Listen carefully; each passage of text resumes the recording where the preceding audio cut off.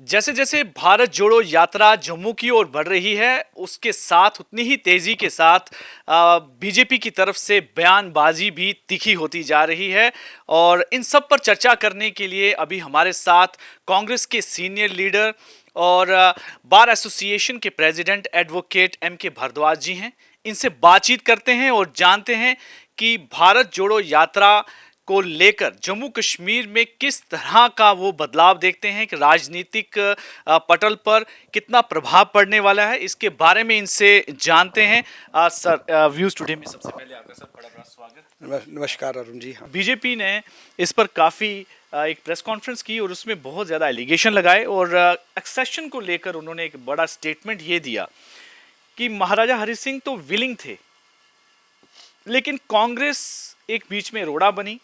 उन्होंने एक्सेशन होने में लेट किया, जिस वजह से आगे स्थितियां खराब हुई। और जो आज अगर स्थिति है जम्मू कश्मीर की, ये it's only because of Congress. आप क्या कहेंगे? देखो, अ, जिस भी किसी फंक्शनरी ने या पॉलिटिशियन ने या पार्टी के कोई स्पोक्स पर्सन ने ऐसी बात कही है, मैं ये समझता हूँ ये एलिगेशंस बेबुनियाद हैं। ऐसा कोई एविडेंस एटलीस्ट मेरे नोटिस में नहीं आया। मेरी पैदाइश जो है वो फ्रीडम जब हमें मिल गई उसके बाद की है। और मुझे लगता है कि जो लोग उस समय अलाइव थे या पैदा हो चुके थे 47 में, उनको इस बात का कोई नॉलेज है नहीं।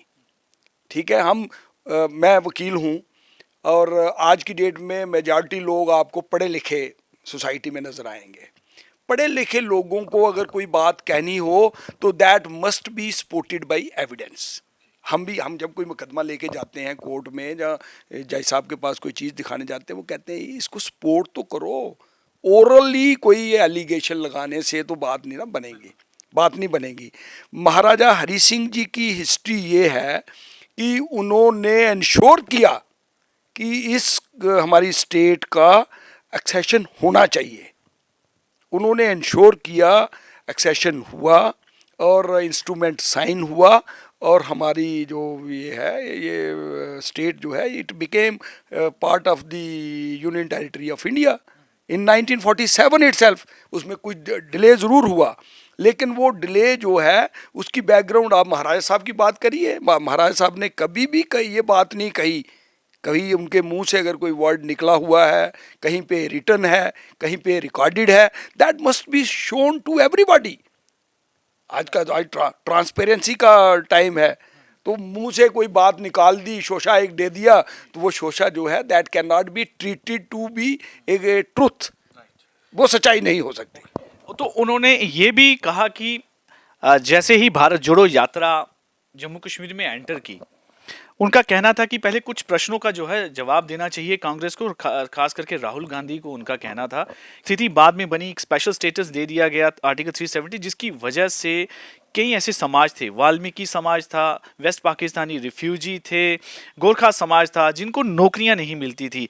कहते हैं कि अब वो कैसे नज़र मिलाएंगे ऐसे लोगों से जिनकी वजह से ये लोग पिछले 70 सालों से इनको डिप्राइव्ड रखा गया। देखो, जो मेरे नोटिस में इस बारे में है वो ये है कि कहीं भी हिस्ट्री ये बात नहीं बताती कि कांग्रेस पार्टी की वजह से जो एक्सेशन है हमारी स्टेट का कंट्री के साथ वो डिले हुआ है, जो मैंने पहले भी आपको बोला। दूसरी बात, आपने वेस्ट पाकिस्तानी रिफ्यूजीज़ की बात की, आपने वाल्मीकि समाज की डोगरा, वहाँ गोरखाज की बात की। मैं आपको बताऊं कि आप ये रिकॉर्ड जो है, ये गवर्नमेंट ऑफ इंडिया के रिकॉर्ड को आज भी जा कर के आप देखिए कि this matter was under consideration with the government of India. ये टाइम टू टाइम इनके केसेस जो हैं ये प्लीड होते रहे हैं। और जब डिसीजन आने की बारी आई तो डिसीजन इनका लेने के लिए आज की डेट में सिचुएशन क्या बन गई, आर्टिकल 370 जो है ये कॉन्स्टिट्यूशन में आज की डेट में भी इंटैक्ट है। आप आज ही नया कॉन्स्टिट्यूशन की एक किताब ले आइए, 2019 में रीऑर्गेनाइजेशन एक्ट बना है। रीऑर्गेनाइजेशन एक्ट अंडर आर्टिकल 370 बना हुआ है। Article 370 is as it was earlier in the constitution.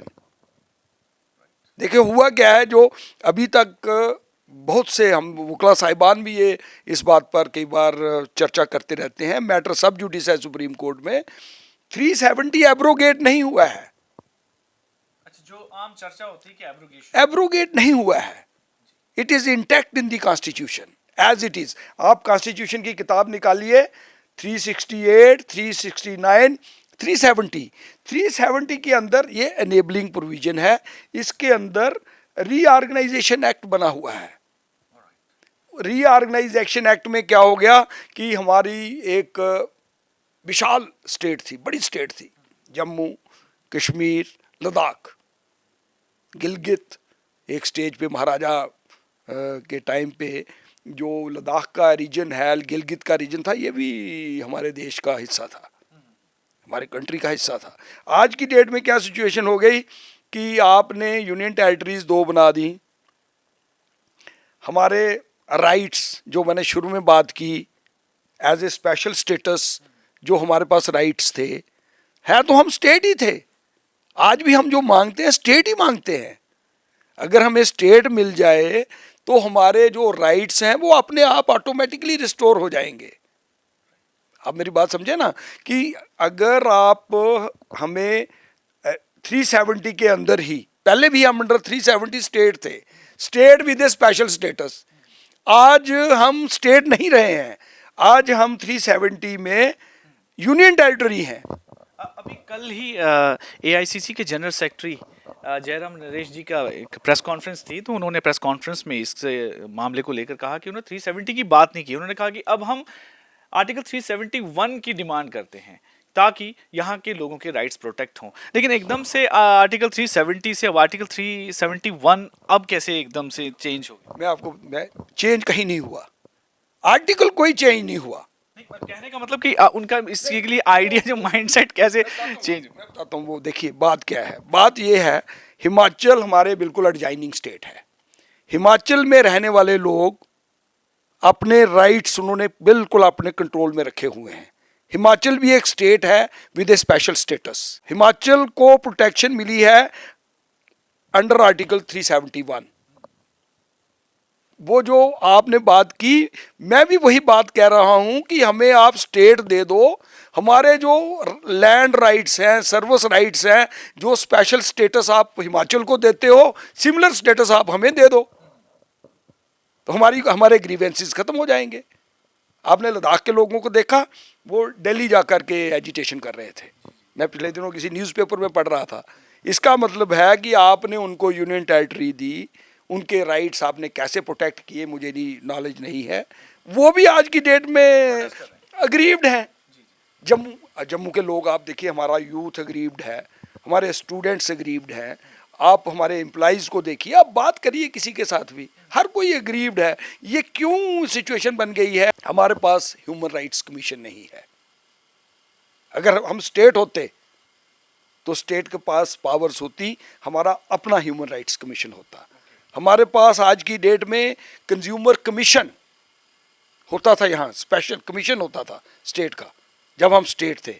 आज की डेट में जो कंज्यूमर कोर्ट्स हैं, उनकी कंपोजिशन एंटायरली डिफरेंट हो गई है। अब मैं रोज़ ये बोलता रहा हूँ, आपने देखा हो डेट रिकवरी ट्रिब्यूनल, हमारे सर्विस मैटर्स हाई कोर्ट में थे, सारे service matters central administrative tribunal में चले गए। ये मैं अपने प्रोफेशन की बात कर रहा हूँ।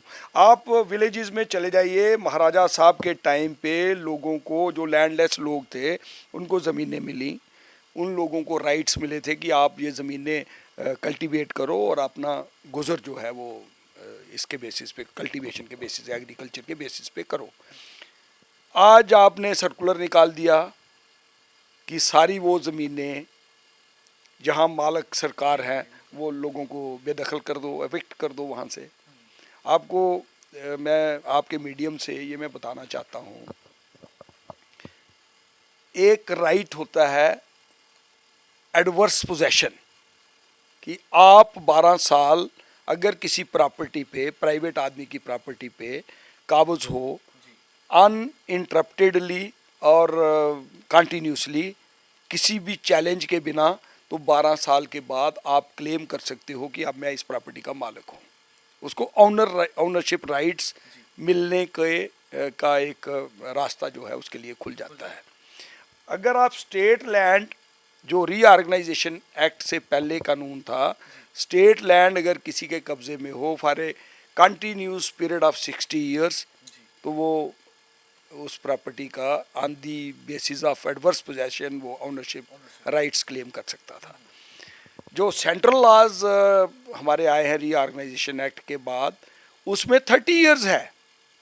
अगर कोई आदमी 30 साल से कंटिन्यूसली स्टेट की प्रॉपर्टी पे काबिज है और किसी ने भी एफर्ट्स नहीं की उसको एविक्ट करवाने की, तो वो ओनरशिप राइट्स क्लेम कर सकता है।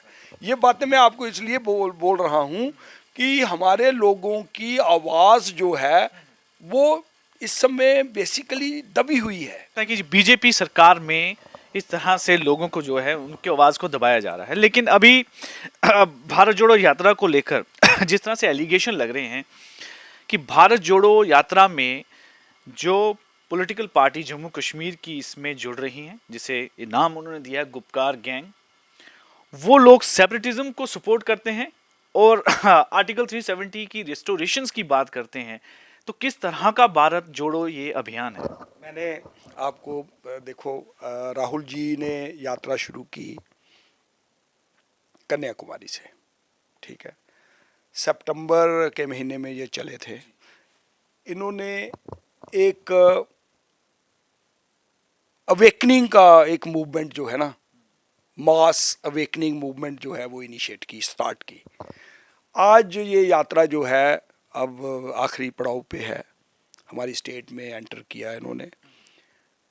और मैं देख रहा हूँ 1-2 दिन से जितना ये चले हैं, इनको बड़ा अच्छा रिस्पांस जो है वो लोगों से मिल रहा है। इनको यूथ मिल रहा है, लेडीज़ मिल रही हैं, हाँ, इनको लोग दुनिया मिल रही है, बड़ा खुले वो इनको सपोर्ट करते जा रहे हैं। अब जब राहुल जी की इस यात्रा से अवेकनिंग होगी, ये चीज़ शायद पॉलिटिकली कुछ लोगों को सूट नहीं कर रही हो सकता है ना। नेचुरल है। जो लोग ये समझते हैं कि शायद पॉलिटिक्स में उनका अल्टरनेटिव नहीं बन सकता, कई लोगों की ये सोच है ना, तो ये अल्टरनेटिव एक सामने बन के उभर रहा है, सामने आ गया। आप देखिए, जो आपने अभी बात की सेपरेटिस्ट जो फोर्सेस हैं, आपने उमर अब्दुल्ला साहब को कंट्री का एक्सटर्नल अफेयर्स मिनिस्टर बनाया था ना बीजेपी ने, या नहीं बनाया था? जब वो एक्सटर्नल अफेयर्स मिनिस्टर आपके होंगे तो वो देशभक्त होंगे, ठीक है। फारूक साहब जो हैं वो भी यूनियन मिनिस्टर रहे हैं। फारूक साहब अगर राहुल जी की तारीफ करते हैं, फारूक साहब अगर ये कहते हैं ये बिल्कुल ठीक कर रहे हैं, मैंने उनकी तकरीर सुनी वहाँ, उन्होंने कहा जी देश में जो त्रुटियां हैं उन त्रुटियों को दूर करने के लिए, लोगों को जोड़ने के लिए ये भारत यात्रा या राहुल जी ने ये जो कदम उठाया है ये बहुत बढ़िया है। अगर मेरी सेहत ठीक होती तो मैं कन्याकुमारी से इनके साथ चलता, कहा ना उन्होंने, कहा मैं उनके साथ चलता पूरा। लेकिन वहीं पे बड़ी इंटरेस्टिंग सी एक बात हुई कि भारत जोड़ो यात्रा, आपने जैसे कहा कि अवेकनिंग, लोगों के अंदर अवेकनिंग लाई और उनके साथ लोग जुड़ना चाह रहे थे। जम्मू कश्मीर में जैसे ही एंट्री की, वहाँ पर भी एक ऐसी ही घटना हुई थी कि चौधरी लाल सिंह जो फार्मर मिनिस्टर रहे हैं और कांग्रेस में भी रह चुके हैं, और वो जुड़ना चाहते थे, उन्होंने सहमति, उनको इनविटेशन भी मिला था, उन्होंने इनविटेशन को एक्सेप्ट करते हुए वहाँ पर काफ़ी पब्लिसिटी भी की, हमने सोशल मीडिया में भी देखा। लेकिन जब वक्त आया अपने सपोर्टर के साथ वहाँ पर गए, लेकिन किसी तरह से भी किसी वजह से वो उनको स्टेज पे नहीं बुलाया गया, जिस पर उनके सपोर्टर जो थे काफ़ी नाराज़ भी थे। वो बाद में हालांकि उन्होंने भी अपनी नाराज़गी जाहिर की। आपको क्या लगता है कि भारत जोड़ो यात्रा में क्या जो जोड़ने की बात थी वो तो यहाँ मिसिंग नज़र आ रही थी? ऐसी बात नहीं है। देखो, मैं भी वहाँ पे था, आपने शायद स्टेज पे देखा नहीं, उन्होंने बहुत ही सीनियर लोग जो थे, फारूक साहब थे, फारूक साहब के साथ मैंने अजय सडोत्रा साहब को भी देखा, वो भी वहाँ बैठे हुए थे, जहाँ हम लोग बैठे हुए थे वहाँ सडोत्रा साहब को मैंने देखा। वहाँ मैंने देखे जो farmer member parliament, farmer ministers जो थे स्टेट के, वो सारे वहाँ बैठे हुए थे। क्योंकि जब आप सपोर्ट करने के लिए गए हो, जो सपोर्टर्स होते हैं, मैं अपनी जगह पे समझता हूँ कि उनको ये कभी भी नहीं कहना चाहिए मुझे स्टेज पे बुलाना चाहिए।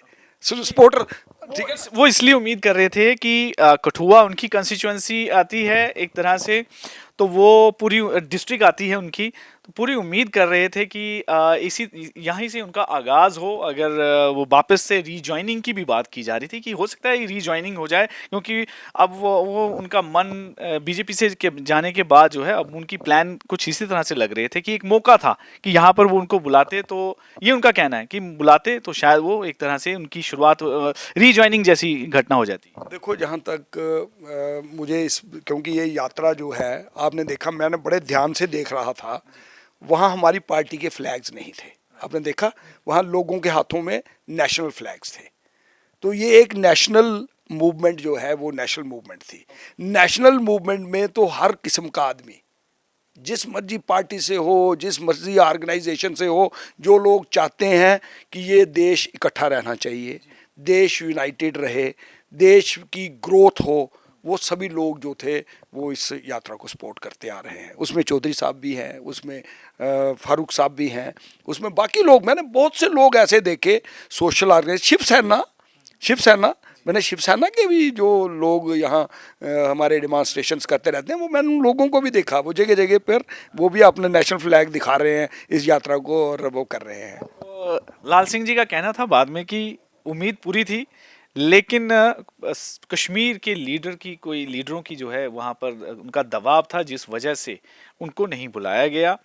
और हमेशा कश्मीरी लीडरशिप ने जम्मू को दबाया है, ये उन्होंने स्टेटमेंट दी थी। आप कैसे समझते हैं इसे? मुझे ये बात, मुझे तो इसका इल्म भी नहीं है कि कश्मीरी कोई लीडरशिप के कहने पे, देखो जो वहाँ पे डिसीजन हुआ था, मेरे जो नोटिस में था, मेरा भी दिल करता है कि मैं भी सीनियर एडवोकेट हूँ, फार्मर प्रेसिडेंट हूँ, मैं 3 बार प्रेसिडेंट रहा हूँ, तो मुझे भी स्टेज पे ही बिठाया जाए, हर कोई आदमी चाहता है ना।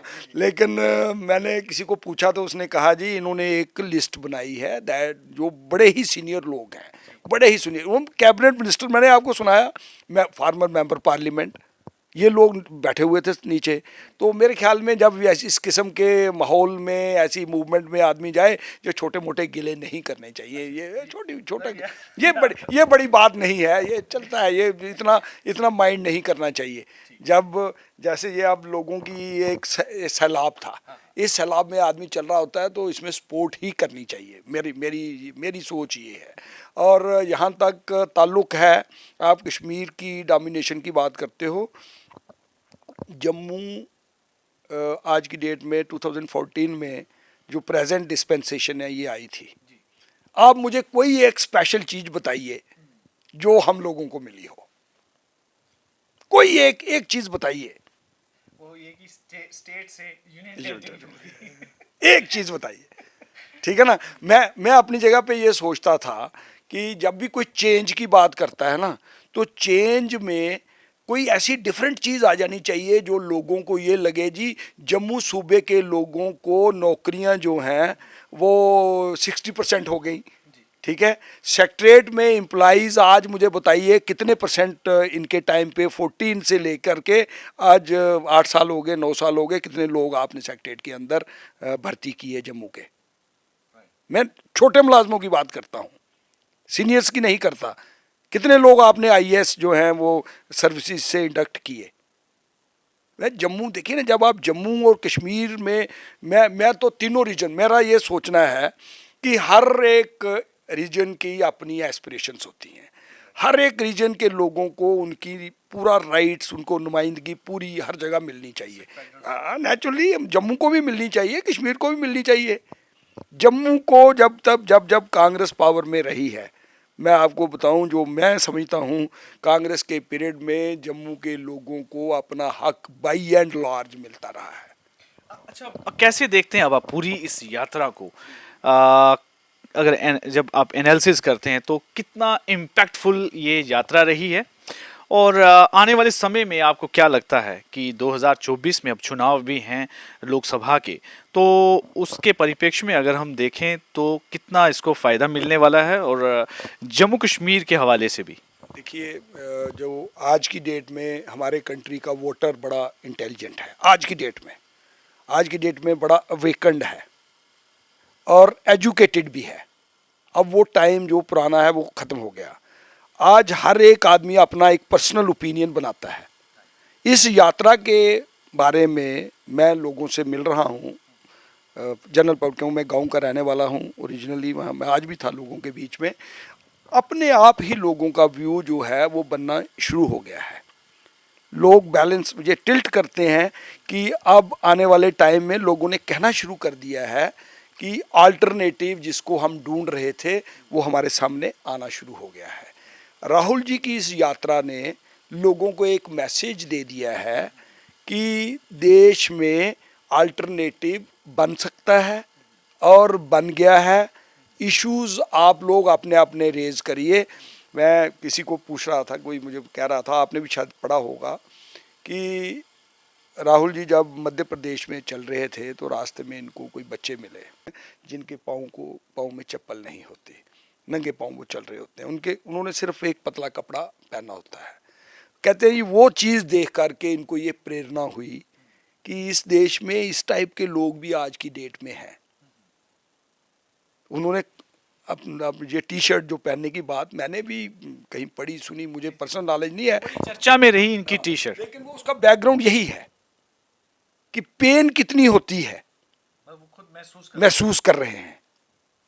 ये जब रियलाइजेशन किसी को हो जाए तो फिर वो दुख दर्द जो है ना लोगों का बड़े आराम से बांट सकता है। एक बड़ा इंटरेस्टिंग वहाँ पे वाकया हुआ कि फारूक अब्दुल्ला साहब ने उन्होंने एक इंसिडेंट का जिक्र किया कि शंकराचार्य जी पहले व्यक्ति थे जिन्होंने कन्याकुमारी से लेके कश्मीर तक की यात्रा की, और एक दूसरा बार ये इंसिडेंट हो रहा है कि राहुल जी जो हैं, राहुल गांधी, ये कन्याकुमारी से लेके उन्होंने यात्रा की है। उन्होंने इस तरह का एक कंपैरिजन भी ड्रॉ किया। आप कैसे देखते हैं इसको लेकर? हालांकि बीजेपी ने काफ़ी कटाक्ष ये कि नहीं करना चाहिए था, वो अलग व्यक्तित्व थे। मैं तो आपको एक बात बताऊं, देखिए राहुल जी एक हर आदमी का एक माइंड होता है ना, एक थिंकिंग होती है। उनके माइंड में ये यात्रा करना एक माइंड में होगा, आइडिया होगा। उन्होंने ये अपना आइडिया इम्प्लीमेंट कर दिया प्रैक्टिकली। उन्होंने पूरा देश जो है वो पद यात्रा की और उस यात्रा से वो यहाँ पहुँच गए। शंकराचार्य जी ने भी एक वो रिलीजियस आदमी थे, वो रिलीजियसली धर्म जो है उसको जोड़ने के लिए उन्होंने वो यात्रा की थी। ठीक है ना, वो तो फारूक साहब को भी पता है, हमें भी पढ़ा है, शंकराचार्य जी की हिस्ट्री आप पढ़ो तो वो रिलीजियसली उन्होंने की थी। ये जो यात्रा है शायद उनका कहने का मतलब ये था कि उनके बाद दूसरा जो आदमी है जिसने ये यात्रा की वो राहुल जी है, ये कहना चाहते होंगे। अभी हालांकि काफ़ी ये यात्रा जो भारत जोड़ो यात्रा, इसको अपार सफलता जैसे कि सब कह रहे हैं कि आपका भी कहना है कि मिली है। अब ये कंक्लूजन पर आ रही है 30 तारीख को, लेकिन इसी बीच में एक और अभियान की भी घोषणा कर दी गई है। कल प्रेस कॉन्फ्रेंस में कहा था हाथ से हाथ जोड़ो अभियान। क्या लग रहा है कि आप मतलब मोमेंटम पूरा बना के रखना चाहते हैं 2024 तक?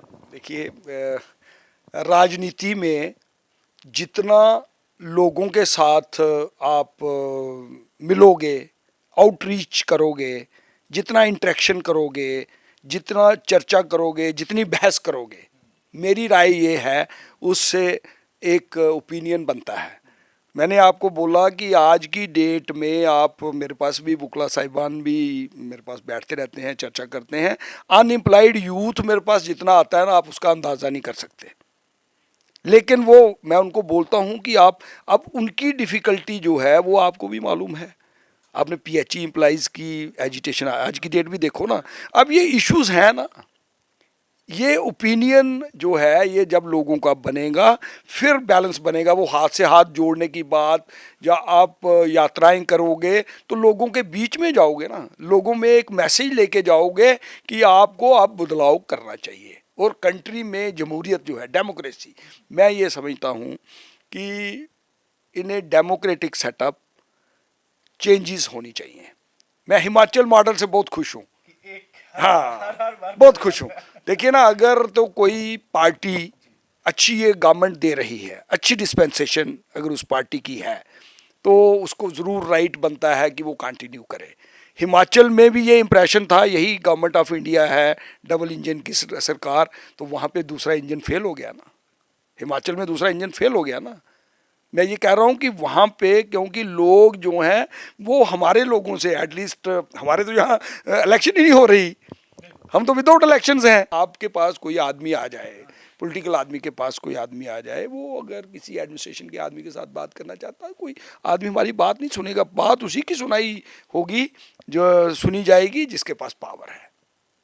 मतलब आप देखते हैं कि हमारी जो नेबरिंग स्टेट हैं, जैसे पंजाब में आम आदमी पार्टी है और हिमाचल प्रदेश में अब कांग्रेस आई है, तो क्या लग रहा है आपको कि अब जम्मू कश्मीर जो कि नेबरिंग है, इलेक्शन करवाओ चेंज होगी, मतलब बिल्कुल श्योर है? अपने आप देख लेना, इलेक्शन करवाइए चेंज हो जाएगी। तो क्या आपको लगता है यही वजह है कि इलेक्शन डिले होती जा रही है? या मैं कुछ नहीं कह सकता।